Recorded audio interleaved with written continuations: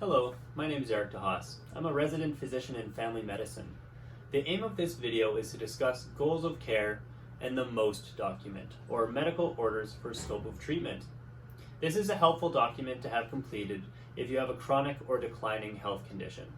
This will help communicate with healthcare providers what type of interventions are within your goals of care and which type of interventions you would rather not receive. This can range from every possible intervention to extend your life to focusing on comfort and symptom relief and allowing a natural death. This document will only be used if you're unconscious or unable to make decisions for yourself. In any situation where you're able to communicate what you would like to have done, that's what the healthcare team will do. This document will help if you're found unconscious or if you are unable to make these decisions for yourself. For some individuals, they want everything done, including chest compressions, electrical shock to restart the heart, a breathing tube, admission to the ICU, and every other available treatment. For other individuals, they may have a chronic or declining health condition that might not have a cure available, and they may be more focusing on pain management, symptom relief, and staying in their home or the facility that they're currently living in. For them, they might not be interested in going to the hospital to receive aggressive interventions. And that's all right. Every person has different desires and therapeutic targets, and this document will help us provide you with the treatments that you want. Why do they call it the MOST document? Yeah, so it's called MOST, which stands for Medical Orders for Scope of Treatment.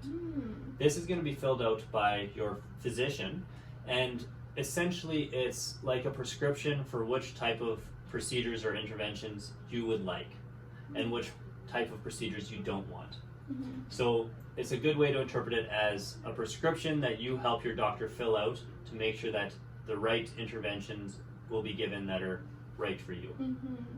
These can range from critical care interventions, with C2 being the highest, which means that we would provide every available treatment that would be appropriate at that time.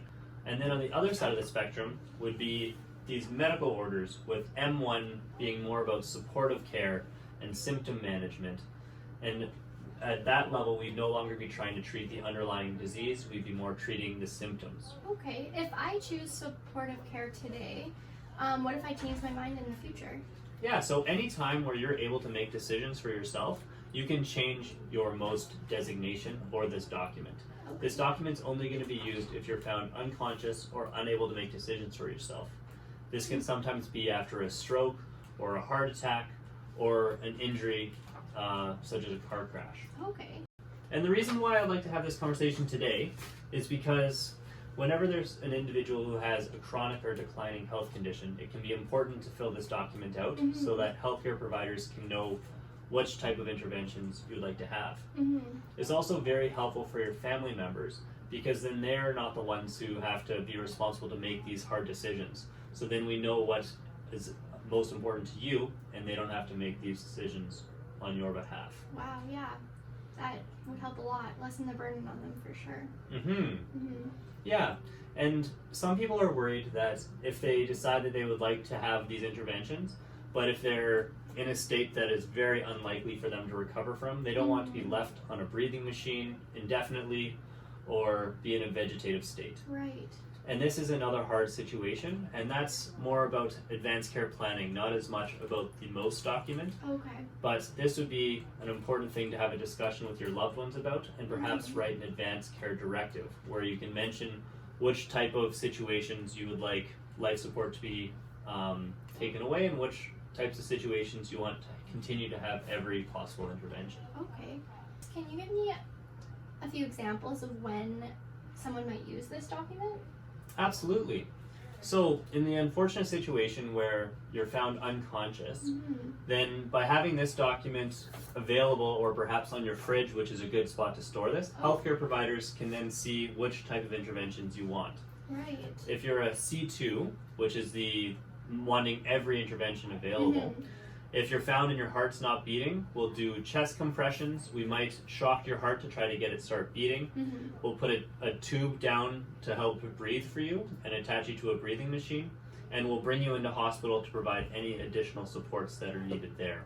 If I don't have the most document, am I still going to get that care? Yes, so if there's ever a situation where we're not sure what your goals of care are, or we don't know what your most document status is, Yes. healthcare providers will still provide all of the needed and indicated interventions until we have this document available. Okay. So in the case where we don't know where your document is, or you have not completed one, we'll provide every available intervention at that time. Okay, thanks. And are there certain ages you would say are more appropriate to have a most document on their file, or? It's important for anyone who has a chronic or declining health condition to have this filled out. Okay. And these are more common in more elderly individuals. Mm-hmm. So it would be helpful for anyone to have it filled out, but it's even more important if, for you, quality of life is more important than quantity of life. Mm-hmm. Oftentimes, if someone has many health conditions, or if they're quite elderly, they may decide that for them, they don't want to have chest compressions, they don't want to be admitted to the intensive care unit, they don't want a breathing tube. So for them, it'd be important to let healthcare providers know these things, and then allow a natural death. One of the unfortunate realities is that if you're over the age of 65 and your heart stops beating and you need chest compressions, there's a very low likelihood that you'll be going home. Oh, wow. Unfortunately, a lot of people will pass away in hospital regardless of the interventions, or they might never recover to the state of health that they were at before whatever made their heart stop beating. Right, okay. So in a sense, this document is giving me the chance to play an active role and a choice in my own life. What's the most common intervention that people choose? So this is a very personal decision. Often young, healthy individuals will choose the C2 designation, which means all available treatments. And oftentimes people who have declining or chronic health conditions, or perhaps a diagnosis that doesn't have a cure, they're more likely to choose one of the options that has less interventions, perhaps in the M category, or even the M1 category if they're palliative and we're more focusing on symptoms and comfort care and not bringing them into hospital. Okay. Now that you know what a MOST document is, it would be helpful to talk with your doctor about your health condition and what the likely course of your illness is.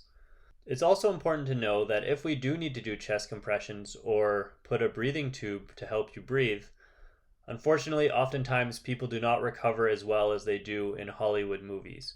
It may also be important to talk to your doctor about what it may look like if you need these interventions.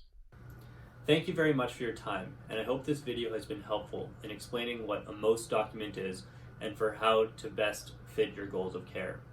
Please use this information to have a well-informed discussion with your healthcare provider. Thank you, and take care.